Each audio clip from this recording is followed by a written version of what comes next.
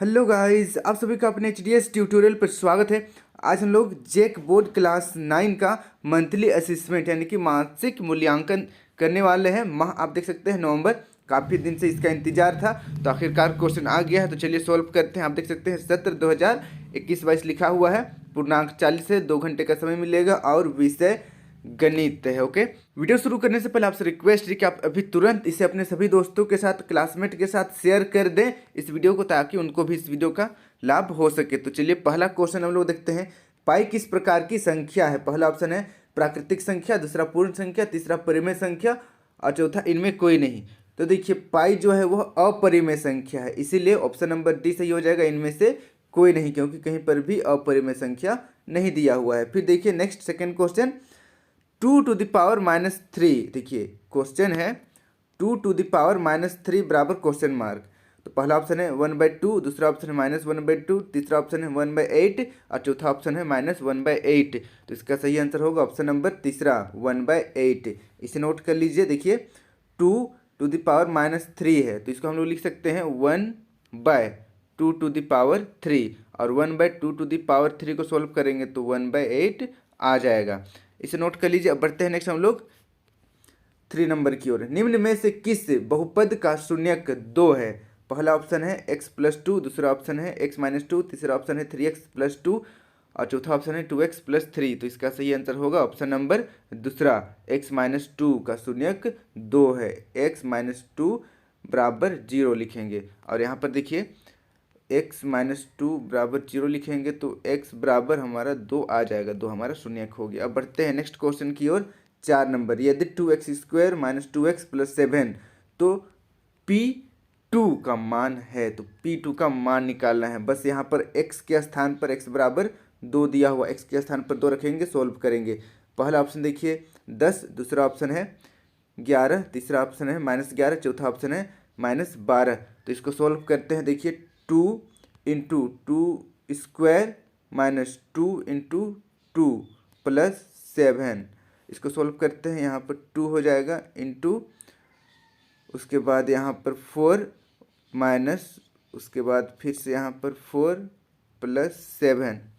अब यहाँ पर हो जाएगा 8 - 4 + 7। अब यहाँ पर हम लोग 8 और 7 को जोड़ देते हैं।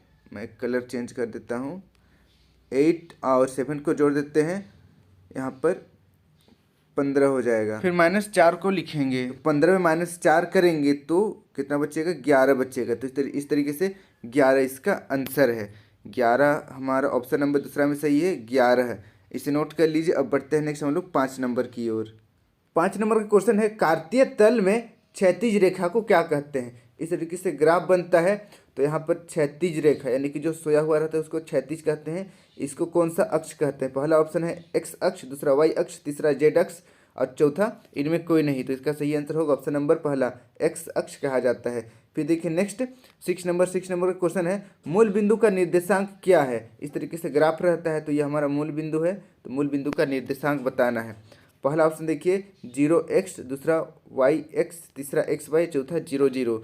तो इसका सही आंसर है ऑप्शन नंबर चौथा 0 0। मूल बिंदु का निर्देशांक 0 0 होता है, इसे नोट कर लीजिए। अब बढ़ते हैं नेक्स्ट हम लोग 7 नंबर की ओर। 7 नंबर का क्वेश्चन देखिए, यदि 2,5 रैखिक समीकरण 2x + y = k का एक हल है तो k का मान है, तो k का मान निकालना है यहाँ पर।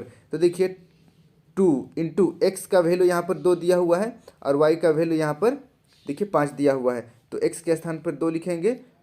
उसके बाद चलिए हम लोग लिखते हैं हिसाब से 2 × 2 + y के स्थान पर 5 है बराबर k। अब सॉल्व करते हैं, 2 दूना 4 + 5 बराबर k।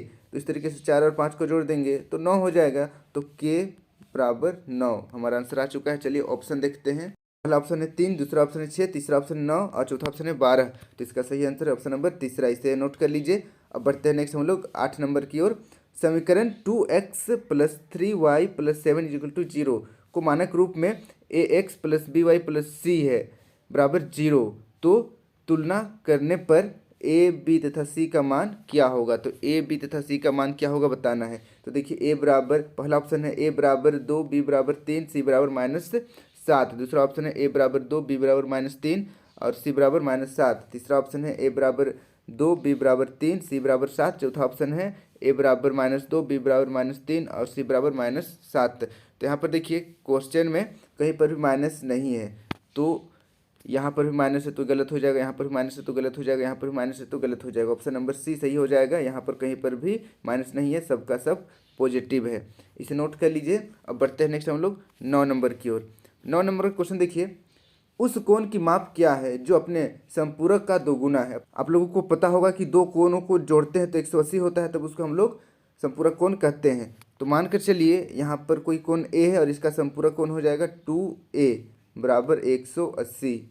देखिए 2a मैंने इसलिए लिखा है क्योंकि यहाँ पर लिखा हुआ है कि दोगुना होगा, इसलिए यहाँ पर 2a। अब a का वैल्यू निकालते हैं, दोनों को जोड़ेंगे तो 3a हो जाएगा बराबर 180 डिग्री। अब a बराबर 180/3, इसको सॉल्व करेंगे तो हमारा 60 आ जाएगा। तो 60 डिग्री आया है ए का मान, लेकिन हम लोगों को पूछा गया कि संपूरक का दोगुना। तो देखिए 2a का वैल्यू निकालेंगे तो 60 को 2 से गुना करेंगे तो 120 हो जाएगा। इस तरीके से देखिए पहला ऑप्शन है 120, दूसरा 100, तीसरा 60, चौथा 150। तो इसका सही आंसर होगा ऑप्शन नंबर पहला 120 डिग्री।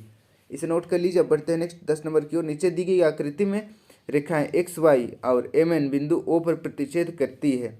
यहाँ पर देखिए यदि कोण POY बराबर 90 डिग्री और A/B बराबर 2/3 है तो C ज्ञात कीजिए।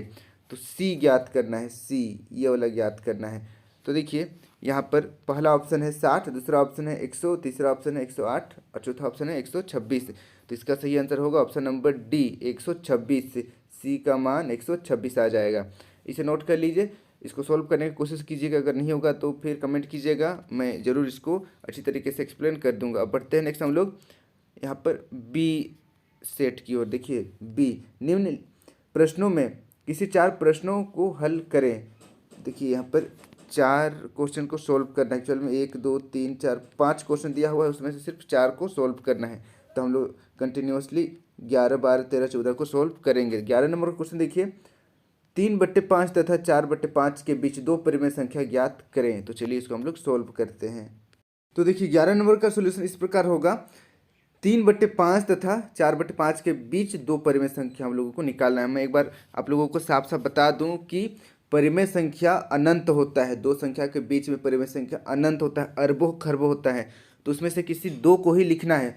तो जरूरी नहीं है कि आप बनाइए तो सेम आंसर आए या फिर और किसी ने बनाया है तो सेम को आंसर इसका मिलना चाहिए। ओके, आंसर का बात हो रहा है, सेम आंसर मिलना चाहिए। लेकिन मैं आपको ये क्लियर कर दूं कि यहाँ पर जो मैंने बनाया है वो बिल्कुल सही है। ओके, देखिए सबसे पहले हम लोग क्या करेंगे, यहाँ पर 3 से ऊपर नीचे गुना कर देंगे दोनों संख्या को। ओके, 3 से ऊपर नीचे गुना कर देंगे तो यहाँ पर देखिए नीचे 5 5 था तो 5 तिया यहाँ पर 15 हो जाएगा, यहाँ पर भी 5 तिया 15 हो जाएगा। ऊपर गुना करेंगे 3 तिया यहाँ पर 9 और यहाँ पर 4 तिया 12, यहाँ पर 4 तिया 12। तो इस तरीके से हमारे पास आया है 9/15 तथा 12/15। अब 9 और 12 के बीच में देखेंगे कितना संख्या है, दो संख्या है 10 और 11। तो बस उसी को लिख देना है 9/15, 10/15, 11/15, 12/15। तो ये तो देखिए हमारा क्वेश्चन से ही आया था, ये दोनों एक्चुअल वाला आंसर है। तो नीचे लिखना है आपको, अतः 3/5 तथा 4/5 के बीच दो परिमेय संख्या बराबर 10/15 तथा 11/15, यही हो गया इसका आंसर। इसे आप नोट कर लीजिए। अगर आप यहाँ पर कुछ और से गुना करना चाहते हैं, 4/4 से गुना करना चाहते हैं तो भी कोई दिक्कत नहीं है, आंसर सही ही आएगा, बस आंसर थोड़ा सा इससे हट कर आएगा। ओके, इसे आप नोट कर लीजिए। अब बढ़ते हैं हम लोग अगला क्वेश्चन की ओर। अगला क्वेश्चन देखिए 12 नंबर, 100 घात वाले द्विपद तथा 35 घात वाले त्रिपद का एक उदाहरण दे। तो यहाँ पर देखिए 100 घात वाला कोई भी बहुपद बताना है और 35 घात वाला कोई त्रिपद। तो इसका भी आंसर हो सकता है कि सेम ना हो, लेकिन आंसर बिल्कुल सही होना चाहिए। बस यहाँ पर यह ध्यान देना है, घात 100 होना चाहिए और द्विपद होना चाहिए, तथा यहाँ पर घात 35 होना चाहिए और त्रिपद होना चाहिए। ओके, तो चलिए इसका हम लोग आंसर लिखते हैं। तो देखिए 12 नंबर का हल, 100 घात वाले द्विपद, यहाँ पर 100 घात वाले द्विपद देखिए 3x⁻100 जोड़ 2y, ये द्विपद वाला बहुपद है जिसमें घात देखिए आप देख सकते हैं 100 है। तो इसको सेम लिखना है और आप नंबरिंग चेंज कर सकते हैं, बस घात 100 होना चाहिए। और वहीं पर देखिए यहाँ पर 35 घात वाले त्रिपद, तो यहाँ पर 2x⁵ प्लस y प्लस 5 इसको आप लिख सकते हैं। ओके, बस घात यहाँ पर 35 होना चाहिए। ये मेन क्वेश्चन है। अब बढ़ते हैं हम लोग अगला क्वेश्चन की ओर। 13 नंबर का क्वेश्चन देखिए, बहुपद 2x+3 का शून्यक ज्ञात करें। तो इसका शून्यक चलिए हम लोग ज्ञात करते हैं। तो देखिए 13 नंबर का आंसर 2x+3 बराबर 0 लिखेंगे, क्योंकि हम लोगों को शून्यक ज्ञात करना है। अब यहाँ पर 2x बराबर, यहाँ पर देखिए +3 को बराबर का दूसरे साइड लाएंगे तो -3 हो जाएगा यहाँ पर। अब देखिए x बराबर 3x, और यहाँ पर 2 को बराबर का दूसरे साइड लाएंगे तो 2 और x के बीच में यहाँ पर गुना का साइन था, तो इधर आकर भाग में हो जाएगा। इस तरीके से x बराबर -3/2, यही हो गया इसका आंसर, और शून्यक भी यही है -3/2। इसे नोट कर लीजिए। अब बढ़ते हैं हम लोग नेक्स्ट क्वेश्चन की ओर। नेक्स्ट देखिए 14 नंबर, यदि 2,3 समीकरण 2x+3y + k का एक हल है तो k का मान ज्ञात करें। तो यहाँ पर देखिए इनडायरेक्टली x का मान 2 दिया हुआ है, और देखिए y का मान 3 दिया हुआ है। y का मान 3 दिया हुआ है, तो बस हम लोगों को k का मान निकालना है। x और y का वैल्यू दिया हुआ है, इस समीकरण में पुट करेंगे, k का मान आ जाएगा। तो इसका हल इस तरीके से आप लिखिएगा, x बराबर 2, y बराबर 3, और यहाँ पर देखिए समीकरण 2x+3y बराबर k। अब 2 का मान देखिए, x का मान 2 दिया हुआ है, x का मान यहाँ पर 2 लिखेंगे, y का मान 3 लिखेंगे, और इसको सोल्व करेंगे। तो देखिए यहाँ पर 2 दूना 4 हो जाएगा, और 3 तिया 9, दोनों के बीच में प्लस है तो प्लस लगाएंगे। फिर यहाँ पर k है तो k लिखेंगे, दोनों को जोड़ देंगे, 4 और 9 को तो 13 हो जाएगा। इस तरीके से k बराबर 13 आ चुका है आंसर, यही हमारा आंसर है। इसे आप नोट कर लीजिए। अब बढ़ते हैं हम लोग अगला क्वेश्चन की ओर। तो देखिए बी नंबर में 4 प्रश्न को सॉल्व करना था, हम लोग कर चुके हैं 11, 12, 13, 14। ओके, कंप्लीट हो गया। अब बढ़ते हैं हम लोग अगला क्वेश्चन की ओर। सी नंबर देखिए, निम्न प्रश्नों में से किसी 4 प्रश्न को हल करें। तो यहाँ पर भी किसी 4 को ही हल करना है। देखिए 16, 17, 18, 19 और 20, यहाँ पर 5 प्रश्न दिया हुआ है, 4 को ही सॉल्व करना है। तो हम लोग लगाते सॉल्व करेंगे 16, 17, 18, 19 को। पहले 16 सॉल्व करते हैं। देखिए क्वेश्चन है, ज्ञात करें कि बहुपद gx बराबर x-2 px x² + 2x-8 का एक गुणनखंड है या नहीं। तो चलिए इसको हम लोग सोल्व करते हैं। तो देखिए 16 नंबर का हल इस प्रकार लिखिएगा, px बराबर x² + 2x-8, फिर gx बराबर दिया हुआ है x-2। अब सबसे पहले gx का शून्यक निकालेंगे हम लोग। gx का शून्यक बराबर देखिए x-2 बराबर 0, तो इस तरीके से x बराबर 2 आ जाएगा। 2 शून्यक आ चुका है। अब नीचे आप लोगों को लिखना है, गुणनखंड प्रमेय लागू करने पर यदि p बराबर 0 हो, यहाँ पर हो लिख दीजिएगा, अच्छा लगेगा, हो तो गुणनखंड है, अन्यथा नहीं है। ओके, अब नीचे लिखना है आप लोगों को, px बराबर x² + 2x-8। अब x का वैल्यू देखिए हम लोग 2 निकाले हैं शून्यक, तो 2 को लिखेंगे, और यहाँ पर x² के स्थान पर 2² + 2 इंटू यहाँ पर 2 - 8। अब इसको सोल्व करेंगे तो 2 का स्क्वायर 4 हो जाएगा, 2 गुना 2 4 हो जाएगा, -8, यहाँ पर -8 उतारेंगे। अब देखिए यहाँ पर 4 और 4 को जोड़ेंगे तो 8 हो जाएगा, 8 में 8 माइनस करेंगे तो 0 बचेगा। इस तरीके से 0 आया है हमारा P2 का मान। चूँकि यहाँ पर 2 होगा, ओके 2 इस तरीके से, चूँकि P2 बराबर 0 है, इसलिए GX PX का गुणनखंड है। तो यही हो गया हमारा आंसर। इसे आप नोट कर लीजिए। बस यहाँ पर ध्यान दीजिएगा कि यहाँ पर आपको 2 लिखना है, ये मिट गया है। इस तरीके से 2 यहाँ पर आपको लिखना है, बाकी सब ओके है। ओके, इसे आप नोट कर लीजिए। अब बढ़ते हैं हम लोग अगला क्वेश्चन की ओर। नेक्स्ट देखिए 17 नंबर, बहुपद x² - x - 6 का गुणनखंड करे। तो इसका गुणनखंड चलिए हम लोग करते हैं, द्विघात समीकरण है। देखिए 17 नंबर का हल, x² - x - 6 का गुणनखंड करेंगे। सबसे पहले हम लोग यहाँ पर 1 है, ओके, संख्यात्मक गुणांक x² का 1 है, 1 को 6 के साथ गुना करेंगे तो 6 हो जाएगा। 6 का हम लोग यहाँ पर फैक्टर निकालेंगे, यानी कि गुणनखंड करेंगे, तो 2 तिया 6। अब 2 और 3 आया है, 2 और 3, तो 2 और 3 आया है, दोनों को जोड़ या घटाकर हम लोगों को कुछ भी करके यहाँ पर देखिए x का संख्यात्मक गुणांक -1 है, तो -1 लाना है। तो हम लोग -3 जोड़ 2 करते हैं तो क्या होता है, -1 होता है। तो देखिए यहाँ पर सबसे पहले x² ऊपर दिया हुआ था, उसको सेम नीचे लिख दिए हैं। अब यहाँ पर देखिए एक्स माइनस एक्स है यहाँ पर, ओके माइनस एक्स है, इसको हम लोग क्या लिखे हैं 3x, यहाँ से 3x, मैं कलर चेंज कर देता हूँ ताकि आप लोगों को साफ दिखे। यहाँ पर देखिए 3x, ये वाला 3x है, फिर +2, ये वाला +2 है, और ऊपर x है, इसलिए दोनों में हम लोग x लगा दिए हैं। फिर यहाँ पर देखिए -6 है, तो यहाँ पर -6 लिख दिए हैं, कोई दिक्कत नहीं है। अब यहाँ पर देखिए इसको दो ग्रुप में बांट दिए हैं। अब ये पहला ग्रुप में x कॉमन है, तो x बाहर निकाल दिए, अंदर बचेगा x-3, और यहाँ पर देखिए 2 कॉमन है, ये वाला ग्रुप में 2 कॉमन है, तो 2 को बाहर निकाल दिए, बच गया x-3। अब यहाँ पर देखिए ब्रैकेट के बाहर जो है उसको एक साथ ब्रैकेट में लिखना है, और ब्रैकेट के अंदर वाला 2 बार है उसको सिर्फ एक बार लिखना है। तो इस तरीके से हमारा फाइनल गुणनखंड आ चुका है x + 2 × x-3, ये हो गया हमारा आंसर। इसे आप नोट कर लीजिए। अब बढ़ते हैं हम लोग अगला क्वेश्चन की ओर।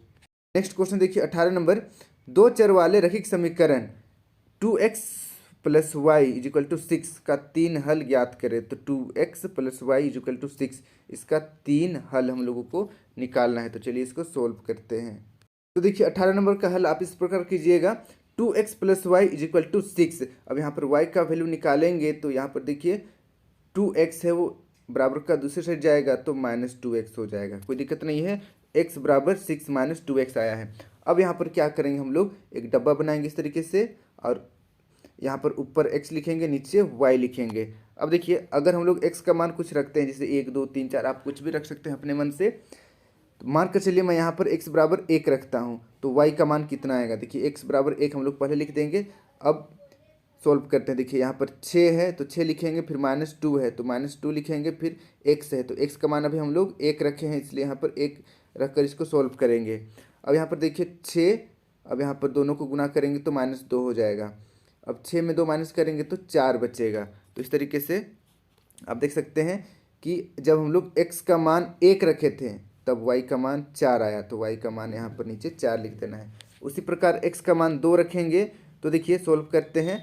यहाँ पर x का मान 2 रखेंगे तो 6x - 2, और यहाँ पर x के स्थान पर भी 2 रखें तो 2 से गुना करेंगे। तो यहाँ पर ध्यान दीजिए 6 नीचे उतर जाएगा 6, और माइनस उतर जाएगा माइनस, और देखिए यहाँ पर गुना करेंगे 2 दूना 4, तो यहाँ पर 4 आ जाएगा, -4 आ जाएगा।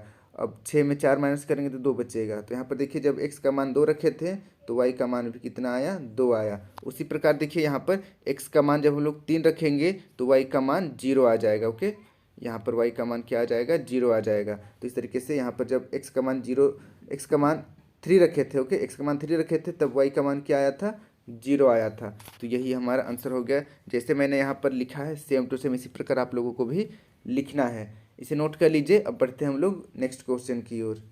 नेक्स्ट क्वेश्चन देखिए 19 नंबर, सिद्ध करें कि त्रिभुज के तीनों कोनों का योग 180 डिग्री होता है। इस प्रकार त्रिभुज रहता है तो त्रिभुज के तीनों अंतःकोणों का योग कितना होता है, 180 डिग्री होता है। आप लोग कई बार पढ़े हैं, तो चलिए इसको हम लोग प्रूव करते हैं। देखिए सबसे पहले आपको इस प्रकार लिखना है, 19 नंबर का हल में दिया है यहाँ पर त्रिभुज ABC, आप देख सकते हैं इधर एक त्रिभुज है ABC त्रिभुज दिया हुआ है। सिद्ध क्या करना है, कोण A + कोण B + कोण C = 180 डिग्री, हम लोगों को सिद्ध करना है। अब यहाँ पर हम लोग रचना करेंगे, आप देख सकते हैं रचना में क्या लिखे हैं, बिंदु A से गुजरती हुई BC के समांतर रेखा PQ खींचा। देखिए यहाँ पर BC के समांतर एक PQ रेखा खींचे है जो कि A पर टच हुआ है। तो यहाँ पर देखिए ये वाला कोण A है, यहाँ पर हम लोग कोण 2 इसको नाम दे देते हैं, और ये वाला कोण C है, ओके। अब देखिए नीचे उत्पत्ति में आपको लिखना है PQ समानांतर BC रचना से, और यहाँ पर आप देखिए कोण पहला बराबर कोण B एकांतर अंतः कोण से दोनों बराबर है। देखिए कोण पहला और कोण B ये दोनों एकांतर अंतः कोण से बराबर है। कैसे, इस तरीके से दो जब रेखा रहता है और तिरछेदी रेखा रहता है तो ये वाला कोण और ये वाला कोण दोनों बराबर रहता है एकांतर अंतः कोण से। उसी प्रकार देखिए कोण दूसरा बराबर कोण C, यहाँ पर कोण दूसरा बराबर कोण C हो जाएगा एकांतर अंतः कोण से ही, ओके, कोई दिक्कत नहीं है। यहाँ पर आगे लिखना है तथा पहला कोण प्लस कोण A प्लस दूसरा कोण बराबर 180 डिग्री। कैसे हुआ, रैखिक युग्म से। कहने का मतलब कि यहाँ पर एक सीधी रेखा है और पहला कोण को और कोण C को और दूसरा कोण को जोड़ेंगे तो कितना होगा, 180 डिग्री होगा रैखिक युग्म से।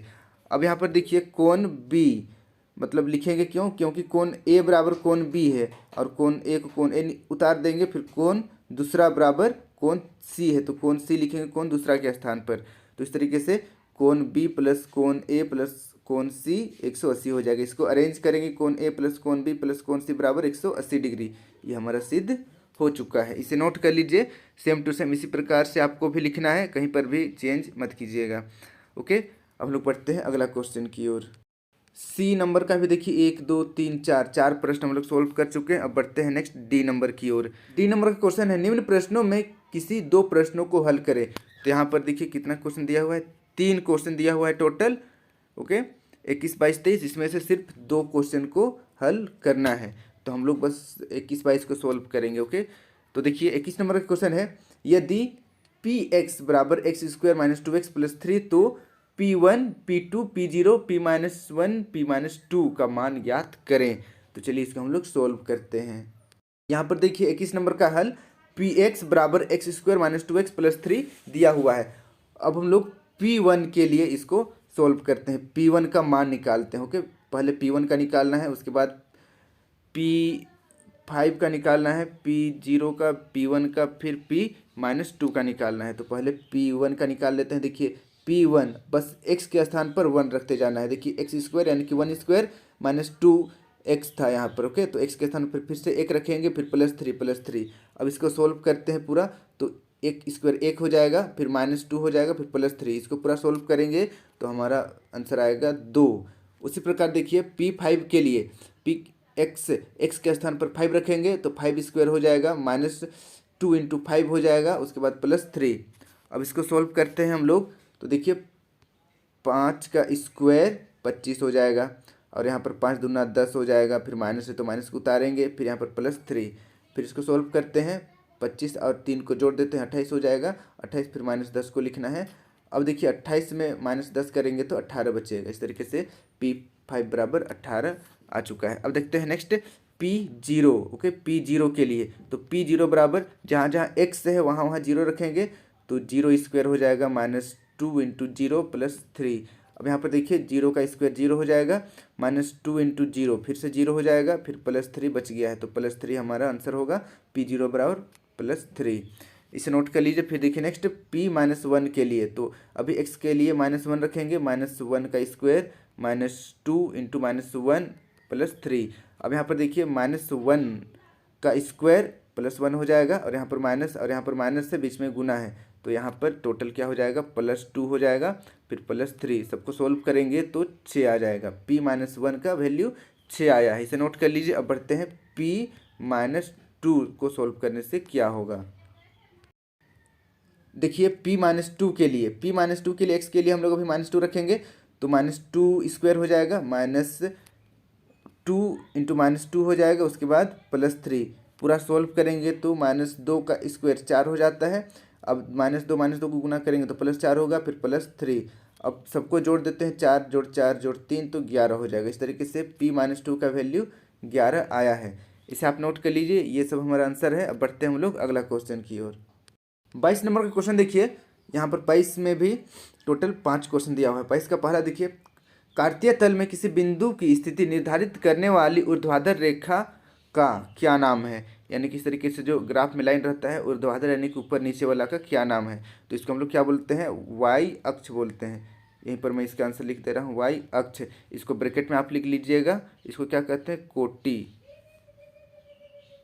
कहा जाता है। ओके, पहला का आंसर हो गया। अब दूसरा देखिए, मूल बिंदु का निर्देशांक क्या होता है। तो मूल बिंदु का निर्देशांक क्या होता है, 0,0 मूल बिंदु का निर्देशांक होता है। उसी प्रकार देखिए 3 नंबर, बिंदु 4,-5 का कोटि क्या है, इसका कोटि बताना है। तो अभी हम लोग देखें कि कोटि वाई अक्ष होता है, तो वाई का वैल्यू यहाँ पर देखिए -5 है, तो इसका आंसर हो जाएगा -5। इसे नोट कर लीजिए। फिर देखिए चौथा नंबर, बिंदु 2,3 का भुज क्या है। भुज मतलब होता है एक्स अक्ष, तो एक्स का वैल्यू यहाँ पर 2 दिया हुआ है, तो इसका आंसर हो जाएगा 2।